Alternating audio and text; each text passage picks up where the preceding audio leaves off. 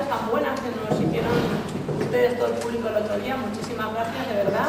Veo que el resultado pies boca oído ha sido bueno, ¿no? Y hoy la respuesta a esta conferencia ha sido, creo que casi aún mayor que la del otro día, que ya fue bastante buena.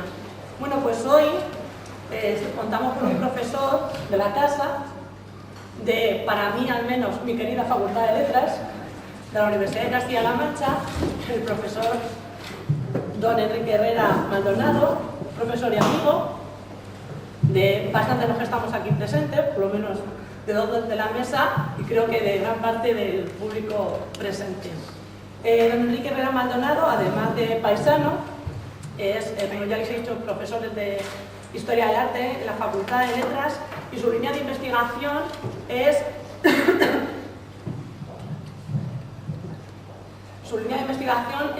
la historia del arte en la Edad Moderna, ¿de acuerdo? Y dentro de la historia del arte en la Edad Moderna, pues por ejemplo, el arte de las órdenes militares y el mundo cofrade.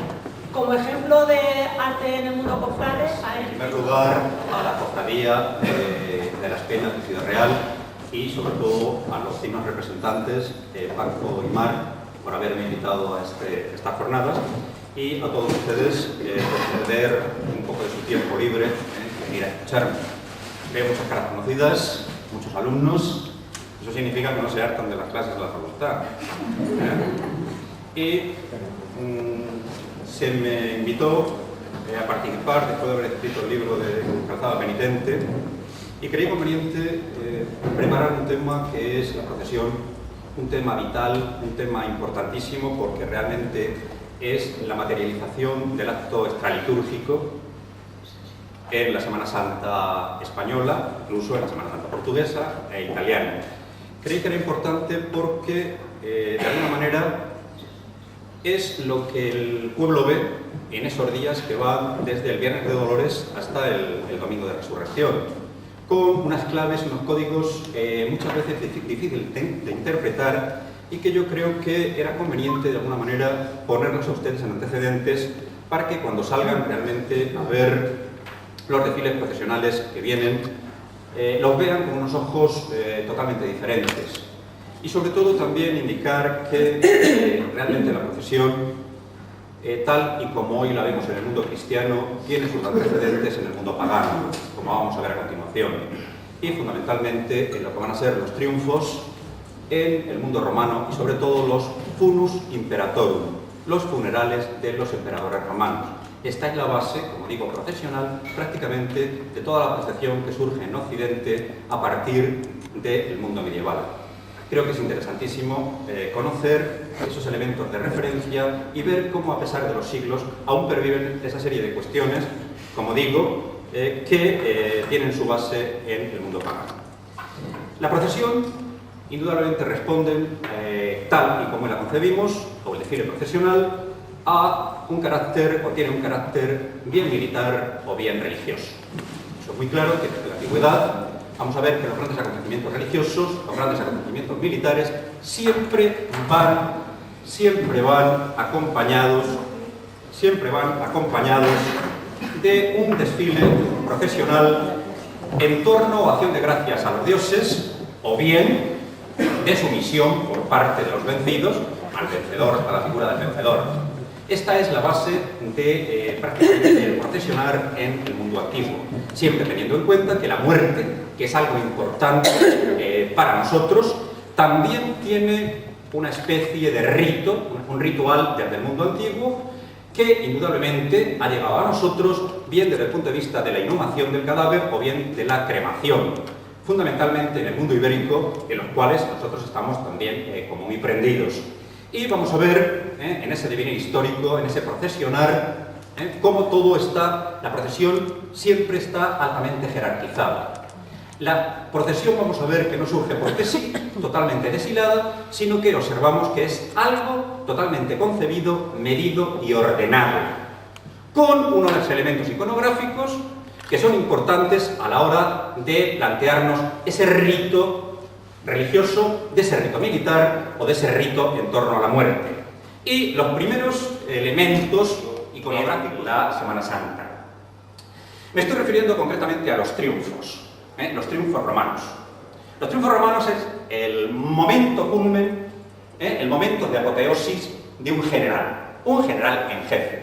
Más tarde, cuando llega la época del imperio, el general en jefe va a ser el emperador, serán los triunfos del emperador. Pero es importante que veamos que ello corresponde con ese general victorioso que al menos haya vencido a 5.000 enemigos, que haya anexionado parte de tierra a la República Romana y, sobre todo, que haya salido siempre victorioso. Vamos a ver que esto es un don que el Senado va a conceder a estos personajes, a estos militares, y que, de alguna manera, lo que hace con ellos es nada menos que deificarlos, dar la apoteosis a ese general victorioso.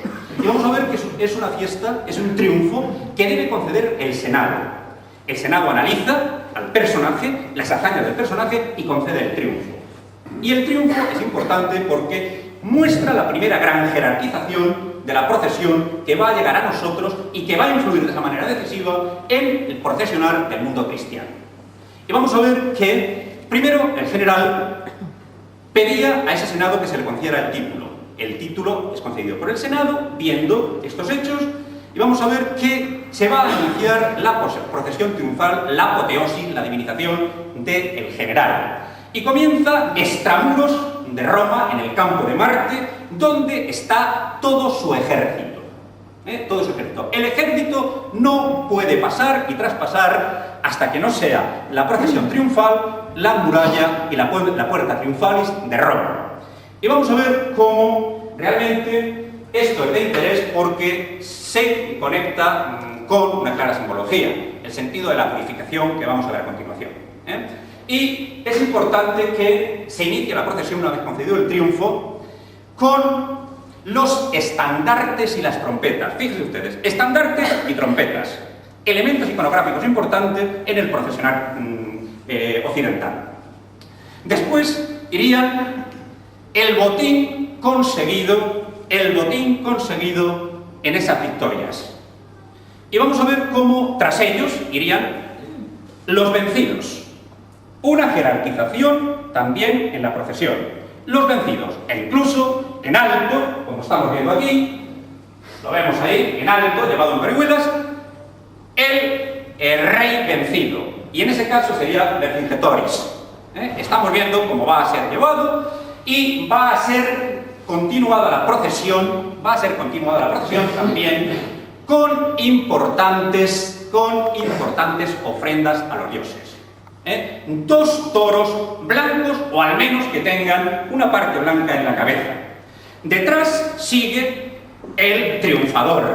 El triunfador, el general, en esa apoteosis, va en un carro tirado por 4 caballos blancos. Muchos emperadores aumentan, pero generalmente 4 caballos blancos, posiblemente por el sentido de pureza, y va en un carro de oro y muchas veces construido también en marfil. Va con la túnica y el peplo generalmente en color carmesí y rebordeado de oro, y suele llevar siempre la cara pintada también de rojo. Símbolo de triunfo, símbolo también, indudablemente, de muerte y, sobre todo, de esa apoteosis final de deificación del propio general. Y vemos que, seguidamente, va a ir el propio ejército, pero detrás iría el Senado, los cónsules y magistrados. Estamos viendo jerarquizado. Y el ejército al cual se van a unir esas militares vencedores, estamos viendo cómo van gritando constantemente o alabanzas al triunfador, o bien están caricaturizando también al propio general, que él se lo toma bien. Como vamos a ver, no traía un texto, pero creo que sería alargarme, los cánticos que realmente le dan a César. Para terminar definitivamente, repito, con esas máximas autoridades y detrás el pueblo. Ahora, los militares y la procesión no pueden entrar hasta que no se ha concedido el triunfo por la puerta triunfalis. Y vemos que esto es porque ellos están impuros o son impuros porque han cometido tienen las manos manchadas de sangre, Y es en el momento en el que pasan la puerta triunfalis para recorrer lo que sería el circo máximo, todos los foros, para subir hacia el Capitolio, donde está el templo de Júpiter Capitolino, para hacer la ofrenda, cuando ellos traspasan la muralla de Roma, la Roma eterna, queda perfectamente purificado él y sus militares. Y es el acercamiento a la divinidad, es el momento de esa apoteosis. Estamos viendo dos importantes, perdón, me he confundido antes cuando he dicho Vercingetoris, es Tito cuando saquea Jerusalén, y estamos viendo cómo lleva los trofeos del Arca de la Alianza y el candelabro de los 7 brazos. Es en el momento en el que van a subir la cuesta hacia es la Basílica Juliana, sube la cuesta hacia el templo de Júpiter Capitolino, que es donde se va a producir esa apoteosis, y se dará el sacrificio de los toros y el ofrecimiento a los dioses. Tras ello, cuando termina la procesión, indudablemente la fiesta en Roma es impresionante, pagada siempre por el triunfador. Eso creo que es importante al tener en cuenta y ver esa jerarquización y esas insignias que vamos a volver a repetirse prácticamente en nuestra cultura occidental. Y que decir tiene que este sistema de triunfo nos va a llegar también, se ve muy mal, es una pena, nos va a llegar también con los funerales de los emperadores romanos. El funeral del emperador romano indudablemente significa su apoteosis, su deificación. Y vamos a ver que tenemos un magnífico esquema, se ve un poco mal, con el funeral de Sila. El general Sila, muerto en plena época republicana, muerto en el año 78 a.C., él se retira del gobierno prontamente para, de alguna manera, ceder el paso y alcanzar un funus realmente triunfante. Porque sabemos que los emperadores, o los grandes generales, o los grandes caudillos, o bien podían tener un funus público que concede el Senado, o bien, según su mandato, podían ser arrojados al Tíber. Él se retira a tiempo, e incluso en su testamento, lo que hace es marcar perfectamente las pautas de su funeral. Él muere en Campania, en una región de Roma, y vamos a ver cómo dispone perfectamente su entierro. Y su entierro consta de dos grandes procesiones, basadas en los triunfos, pero que aquí sí verán ustedes como realmente está la base de lo que es el procesionar en el mundo barroco y en el mundo renacentista, porque en el Renacimiento es cuando surgen los grandes estudios sobre el mundo fundamentalmente grecolatino. Se descubre la retórica de Cicerón, los estudios de Plinio, e incluso vamos a ver como también algunos historiadores romanos. Y fijaos que esto sería la gran procesión antes de llegar a la puerta de Roma. La gran procesión antes de llegar a la puerta de Roma. Y vemos lo siguiente, que comienza la procesión con el embalsamamiento del cadáver, que va a procesionar prácticamente por toda Italia, hasta llegar a la puerta de Roma. Pero ¿quién inicia la procesión hasta llegar a las puertas de Roma? Lo primero que nos encontramos son las enseñas, los estandartes y las fajes, las antorchas. Elemento que, si ustedes recuerdan la procesión del mundo barroco, indudablemente lo inicia o una cruz de guía y la luz. Veríamos cómo después también llevaríamos el carro con el cuerpo de Sila. Seguido también de unas grandes trompetas, fíjense en ese orden, las grandes trompetas que claman y tienen un sentido lastimoso, un sentido de muerte, Las bocinas, las grandes bocinas de la Semana Santa española. Y fundamentalmente vamos a ver cómo estamos viendo detrás van los jinetes, y sobre todo las generales más importantes que se van uniendo en ese cortejo procesional. Siguen los soldados armados, también con los jinetes, para terminar realmente con el pueblo. Una vez que han llegado a Roma, se invierte, esta es la traslatio, se invierte para conseguir la apoteosis del emperador. la cremación del emperador, el enterramiento en el campo de Marte del emperador. En definitiva, la deificación, su deificación, su apoteosis final. Y vamos a ver cómo aquí sí que se invierte la manera de procesionar, pero siempre con un orden, con una jerarquía y con unos elementos iconográficos de gran interés a la hora de relacionarlos con el mundo medieval. Inician las trompetas, vuelve a repetir ese canto lastimoso, ese canto de muerte. Después iría el cadáver de Sila, y esto es muy importante, iría el cadáver de Sila. Después del cadáver de Sila, estamos viendo cómo realmente tenemos una serie de coronas que van a ser ofrecidas.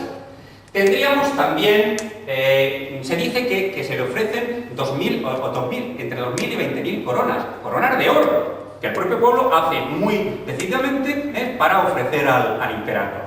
Después de ello iría también 2.600 parculares.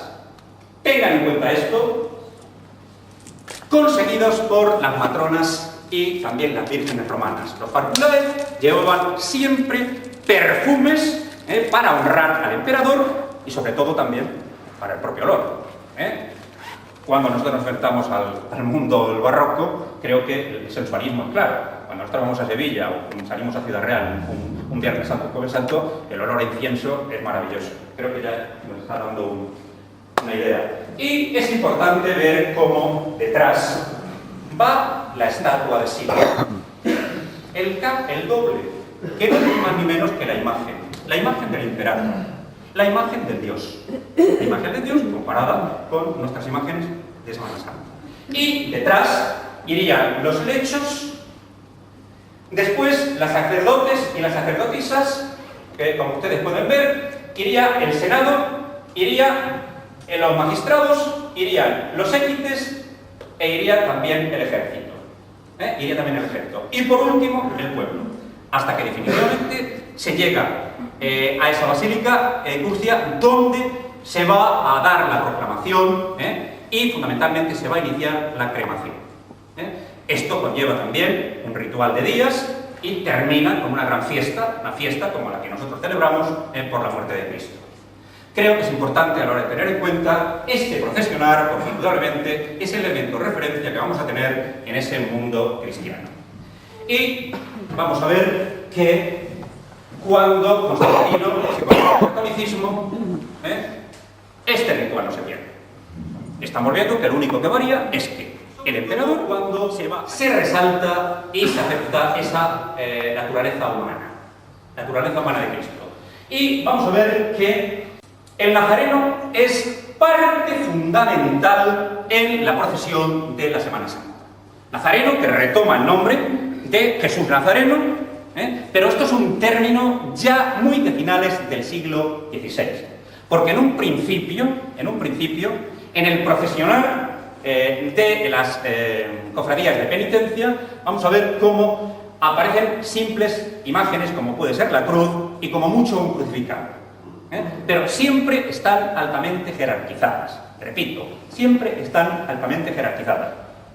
Y vamos a ver que se da esta procesión pretridentina, en donde es una representación muy simple, en donde así ya aparecen los hermanos de luz y los hermanos de sangre, o sea, nazarenos con flagelos y nazarenos con vela, que es importantísimo, la vela no solamente alumbrar en esa pasión de Cristo, sino la luz como elemento de redención, elemento de acercamiento a la divinidad, en definitiva.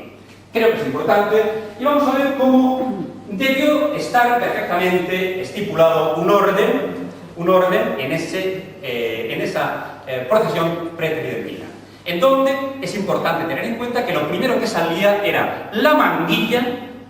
Bueno, vamos a ir aquí, aunque me vaya un poco de... Es una magnífica representación de, fíjense ustedes, la Semana Santa sevillana, en el mundo del barroco, comienzos. Estamos viendo los flagelantes, hermanos de sangre, estamos viendo también los hermanos, había por ahí un hermano, pero no lo veo, de luz, lo que significa que realmente la pasión es alta en este mundo barroco. Y sobre todo es impresionante este cuadro de Francisco de Goya, en donde estamos viendo esa procesión con la Virgen de la Soledad, en donde se observa, pues lo primero, esa jerarquización de estandartes, los nazarenos de luz y sobre todo también los nazarenos de sangre. De época muy avanzada, 1815, aunque como diré luego, sabemos que en 1777 Carlos III suprime, precisamente en la ilustrada, suprime los nazarenos de sangre, los flagelos. Bien, pues es interesante ver cómo realmente en estas primeras procesiones, repito, estaría lo que denominamos otra procesión de Sevilla, un cortejo procesional interesantísimo, y en un principio debió ser algo muy parecido con lo que nosotros estamos viendo en pantalla. Debieron ser Via Crucis, debieron ser misereres y un cierto recordar la pasión de Cristo con una parafernalia y una jerarquización en donde, como digo, iría precedida por la manguilla con la cruz, después irían los faroles y un procesionar de nazarenos de sangre y nazarenos de luz, hasta llegar a la imagen del crucificado. Pero llegaremos un momento en el que esto va a cambiar enormemente. Estamos viendo un magnífico encuentro del Domingo de Resurrección, en donde estamos viendo cómo realmente el procesionar popular es, pues eso, muy popular, pero siempre también con ese orden, esa jerarquía que debe prestarse. Es el momento en que la Virgen va hacia el encuentro con su Hijo resucitado. Y así debió ser los pasos en andas, los pasos a hombros, muy simples, unas simples parihuelas para llevar estas representaciones. Y será con el Concilio de Trento, cuando se da la revalorización de la imagen, tan denostada estas representaciones. Y será con el Concilio de Trento, cuando se da la revalorización de la imagen, tan denostada por el mundo protestante, hay que dar la idea de una iglesia triunfante, y esa iglesia triunfante se va a basar en la imagen. Y es cuando empiezan a proliferar las imágenes y a definirse la Semana Santa tal y como hoy la vemos. Aparece la figura del Nazareno, pero también aparecen los pasos de misterio. Y vamos a ver que la Semana Santa, tal y como hoy la podemos observar, va a tener una notable diferencia en España. Desde la Semana Santa castellana, mucho más sobria, seria, en donde se va a dar un desfile procesional cronológico, con la Pasión de Cristo. Vamos a ver que no aparece un solo paso, sino que realmente aparece desde la borriquilla hasta la resurrección, de manera cronológica, como digo, y siempre con un orden, eso sí, que está retomado desde el Funus Imperatorum. Y es importante que contrastemos con la otra Semana Santa, mucho más bullanguera, pero seria, y que tanto va a influir en la Semana Santa actual. La Semana Santa de Despeñaperros para abajo, en donde ahí se tiene o se toma realmente como estaciones de penitencia. Estaciones de penitencia en donde los nazarenos de luz y los nazarenos de sangre desfilan y pasan por una serie de parroquias hasta que definitivamente se unifica, por ejemplo, en Sevilla y se hace el paso obligatorio por la Santa Iglesia Catedral. Estamos viendo cómo realmente esa diferencia va a ser notable y, sobre todo, la sevillana y la andaluza se va a notar profundamente en este mundo, otra iglesia popular, en este mundo del barroco. Importante ver realmente cómo cada vez que nosotros nos encontramos con el elemento iconográfico después del Concilio de Trento y sobre todo en el mundo del XVII, que es cuando se empieza a definir lo que va a ser la procesión actual, estamos viendo cómo es muy claro que se va a incorporar un paso que será decisivo en el procesionar de la Semana Santa española. Y es que la Virgen, que anteriormente no aparecía en ese desfile procesional, se incorpora como corredentora y siempre va al final, y sobre todo porque refleja también no solamente el ser Madre de Dios, sino los sufrimientos que tuvo con esa muerte del Hijo. Vamos a ver cómo realmente esto es importante al ver la definición de los interesantes tramos que van a componer las Semanas Santas españolas. Como os decía, fíjense, todo se inicia con la manguilla, sobre la cual va esta impresionante cruz, siempre acompañada por velas. La vela es importante, no solamente para iluminar esa vía dolorosa, que es, os señala la Semana de Santa de Cristo, de sangre, con los pasos, con los estandartes, con las trompetas, hasta terminar en el momento final, que es la presidencia. Todo perfectamente ordenado y que indudablemente también debió influir en las grandes entradas triunfales barrocas y renacentistas de los reyes a las ciudades, las grandes celebraciones con esas grandes arquitecturas efímeras, esos desfiles procesionales y sobre todo tenemos también un elemento importante que debió influir en esta sociedad barroca y es que Sevilla conserva en el Museo de Bellas Artes unas magníficas representaciones de procesiones profanas de los reyes, en donde aparece todo perfectamente ordenado, en grandes carros triunfales y acompañado de un séquito perfectamente jerarquizado, pero en sentido profano. Bien, pues vamos a ver cómo realmente esta procesión que nosotros vamos a ver en la actualidad tiene su germen en el siglo XVII, aunque el siglo XVIII continuará con ella y en cierto momento, en la segunda mitad del XVIII, vamos a ver cómo se va a fluir por los grandes altercados que hay, que la procesión se alargue hasta el amanecer. Deben recorrer estaciones de penitencia no muy grandes debido a los conflictos y sobre todo se va a terminar con los flagelantes. Aunque realmente en el pueblo está muy arraigado y eso se va a quitar prácticamente en el siglo XIX.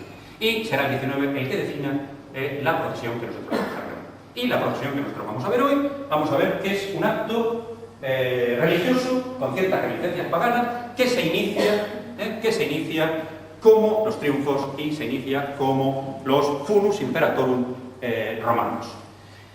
El procesionar, y voy a hablar del procesionar fundamentalmente andaluz, hablo porque va a influir decisivamente en la manera de procesionar de la procesión manchega, sobre todo de la procesión de Ciudad Real. Si algo hay que atacar a la Semana Santa de Ciudad Real es que ha perdido sus señas de identidad, en aras de una fuerte influencia de ese mundo sevillano, ya que sabemos que nuestra Semana Santa es mucho más popular con esa jerarquización, pero siempre una imagen con armados, una imagen con armado y una imagen con andas, donde todavía la podemos ver con cierta esencia, yo les recomiendo que vayan, es en Campo de Cristal.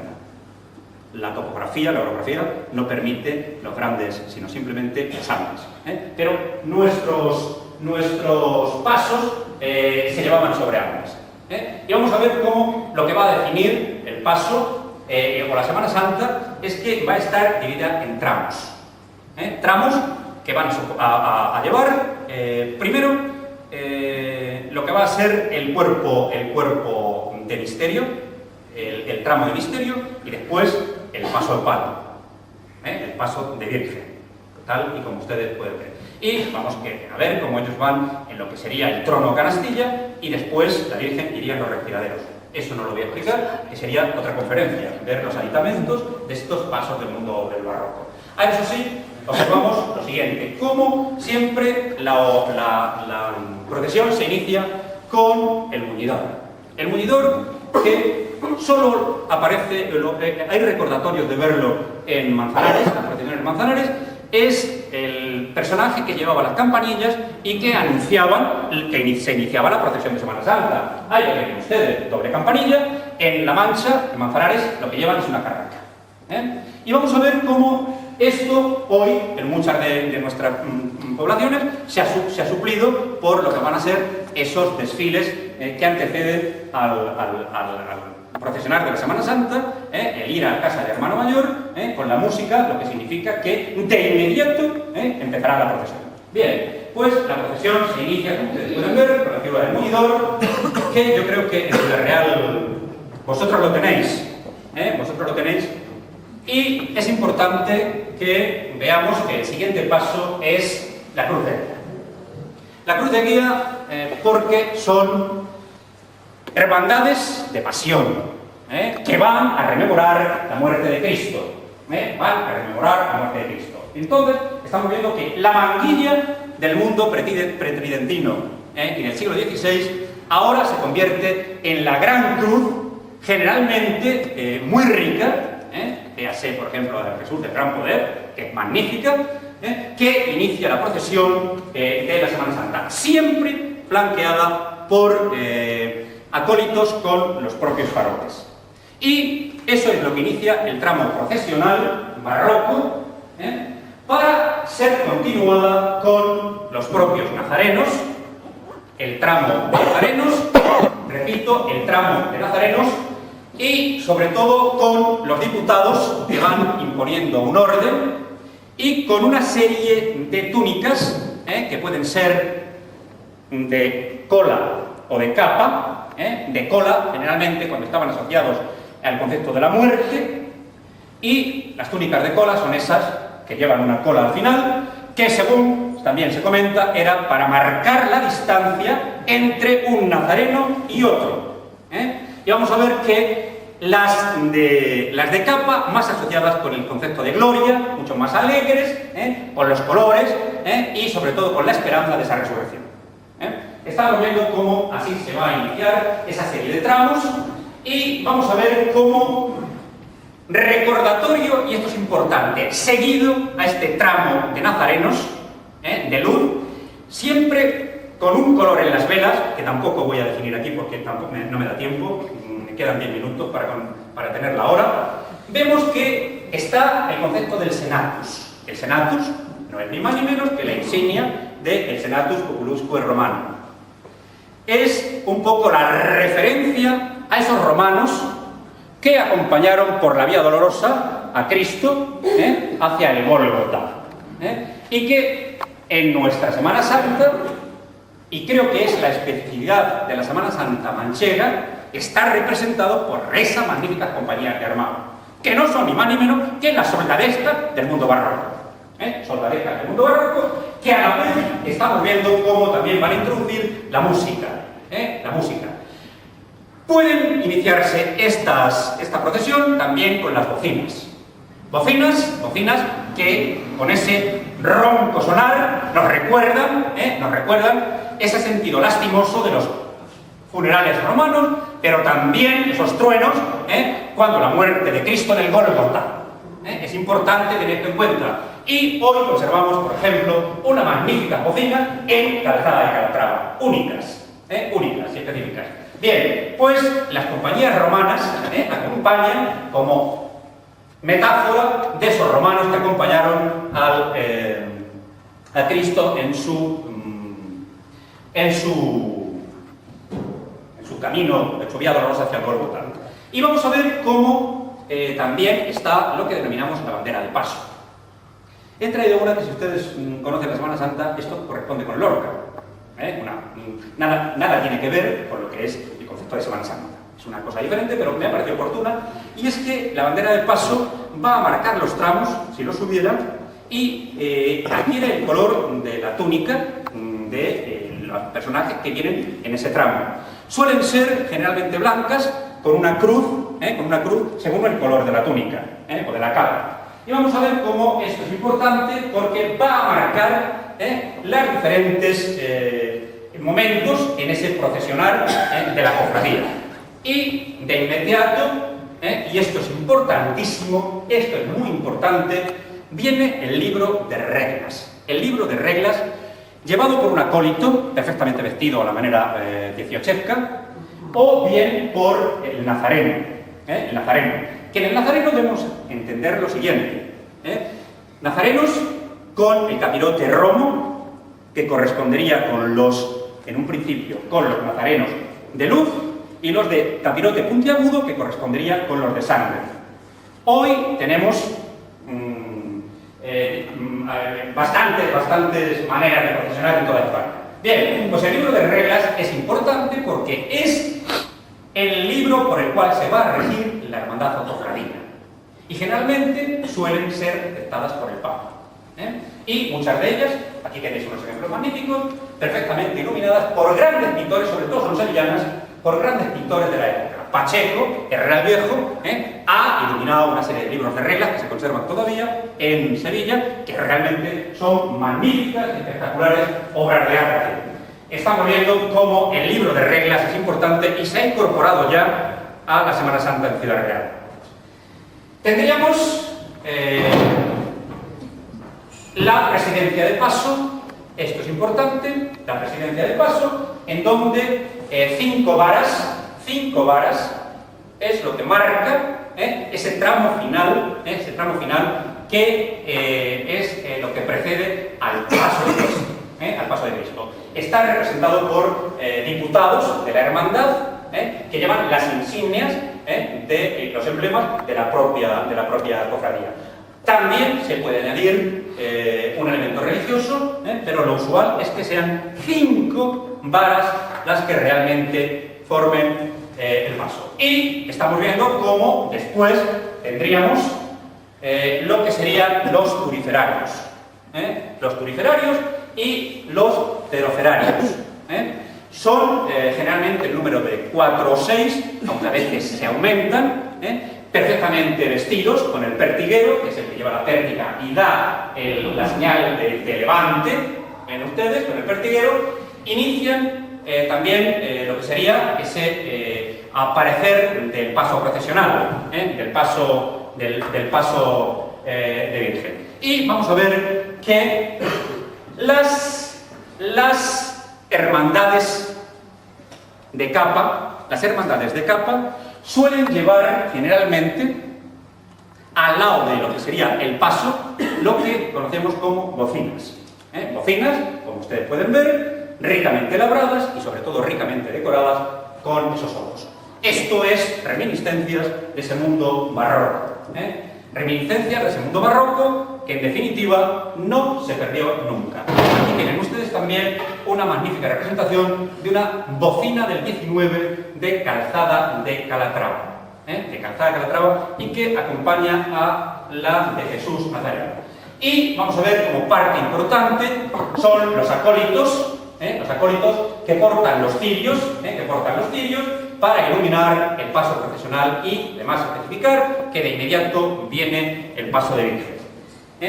Y vamos a ver cómo tenemos lo que es el paso de misterio, que es el primero que va, o el paso de Cristo, siempre sobre un trono, tronos indudablemente de herencia barroca, y creo que hay que llegar a la Semana Santa de Sevillana, verá ese magnífico trono de Jesús del Gran Poder, ejecutado por uno de los grandes escultores sevillanos del momento, por Ruy Gijón. Creo que esa es la base de lo que va a ser el trono en la Semana Santa del 20. Y es importante tener en cuenta también esos armados que en Sevilla se han perdido, esas centurias, y que solo se conserva la centuria Macarena. También se han ido esa madrugada, ustedes tienen la oportunidad de ver esta representación y esta rememoración de las centurias romanas. Y el siguiente tramo estaría representado o iniciado por lo que es la cruz parroquial. Es la única insignia que no corresponde a la hermandad, sino pertenece a la parroquia de donde sale. Generalmente suele ser un Cristo, es un Cristo bien en metal. Las que tienen un rico patrimonio suelen ser magníficas esculturas, acompañadas generalmente de 4 ciriales. Y van los nazarenos de luz, pero también se pueden introducir lo que son los nazarenos de cruz, en recordatorio, ya que se han suprimido, de esos nazarenos flagelantes que intentan sufrir o imitar la pasión de Cristo. Y también va en ese tramo de palio un elemento fundamental también introducido en la Semana Santa ciudad regaleña. Es el sin pecado, es el sin elave concepta. Estamos viendo como en el mundo barroco, sobre todo la monarquía española, está tratando de defender el dogma de María Inmaculada. Felipe IV es el rey que más hace por este dogma, que como ustedes saben, se proclamará varios siglos después, pero sin embargo, los franciscanos están defendiéndola desde el mundo medieval, y será el mundo español del barroco el que marque las pautas para esta María Inmaculada. María Inmaculada. Pues vamos a ver cómo el sin elave, perdón, ay,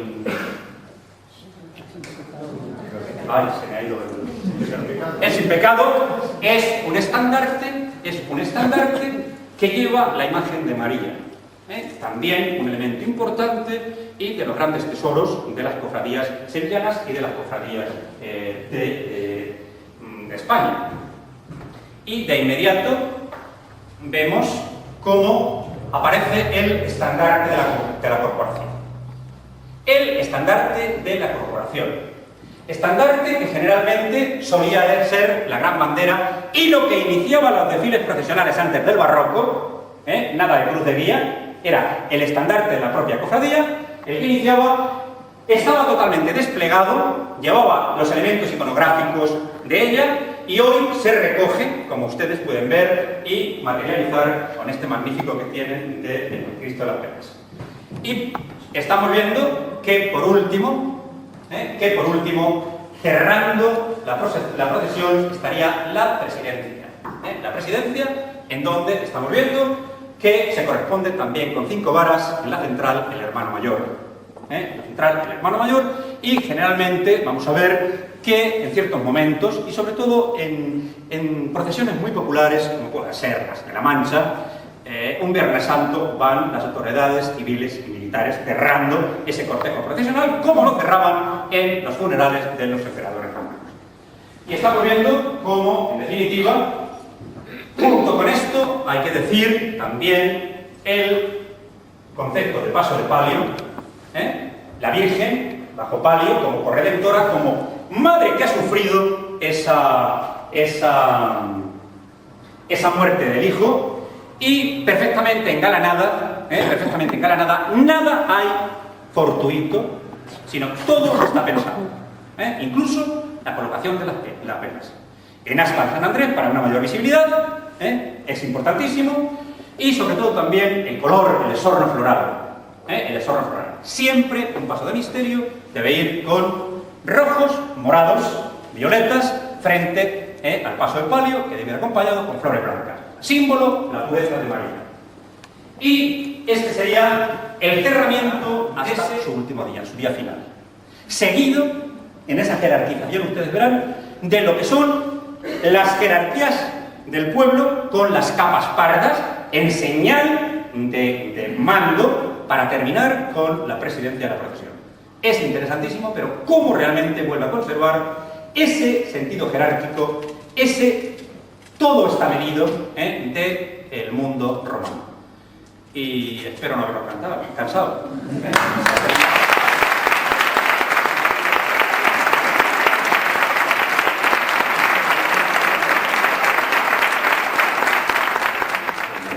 Les agradezco que me hayan aguantado durante hora y pico.